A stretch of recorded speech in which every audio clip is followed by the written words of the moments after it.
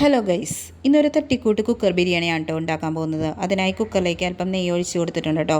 അതിലേക്ക് 2-3 കറുകപ്പട്ട, കുറച്ച് പെരിഞ്ചീരകം, പിന്നെ 3 കുരുമുളക്, അതിലേക്ക് കുറച്ച് ഇഞ്ചി വെളുത്തുള്ളി പേസ്റ്റ്, നേരത്തെ വഴറ്റി വെച്ച ക്യാരറ്റ്, പിന്നെ കശുവണ്ടി, മുന്തിരി, സവാള മുരിച്ചത് എല്ലാം കൂടി ഒന്നും കൂടി ഒന്ന് വഴറ്റിയെടുത്തു കേട്ടോ. അതിലേക്ക് 2 ഗ്ലാസ് വെള്ളം കൂടി ഒഴിച്ചു കൊടുത്തു. അപ്പോൾ അരി എത്രയാണോ എടുത്തിട്ടുള്ളത് അതിന് ഇരട്ടി വെള്ളമാണ് കേട്ടോ ഒഴിച്ചു കൊടുക്കേണ്ടത്. ഞാൻ 2 ഗ്ലാസ് അരിയാണ് എടുത്തിട്ടുള്ളത്, അപ്പോൾ 4 ഗ്ലാസ് വെള്ളമാണ് ഒഴിച്ചു കൊടുത്തത്. അപ്പോൾ അതിൽ കൂടി ബിരിയാണിക്ക് കളർ കിട്ടാൻ വേണ്ടി കുറച്ച് മഞ്ഞൾപ്പൊടി കൂടി ചേർത്ത് കൊടുത്തിട്ടുണ്ട് കേട്ടോ. അപ്പോൾ അരി നേരത്തെ ഞാൻ കഴുകി മാറ്റി വെച്ചിട്ടുണ്ടായിരുന്നു, അതിലേക്ക് അരി കൂടി ഇട്ട് കൊടുത്തു. എന്നിട്ട് നന്നായിട്ടൊന്ന് ഇളക്കി കൊടുത്തു കേട്ടോ. അപ്പോൾ കുറച്ച് ഡാൽഡയും ഉപ്പും പിന്നെ പൈനാപ്പിൾ എസൻസ് എന്നിട്ട് എല്ലാം കൂടി ഒന്ന് മിക്സ് ചെയ്തിട്ട് കുക്കർ അടച്ചു വെച്ചു കേട്ടോ.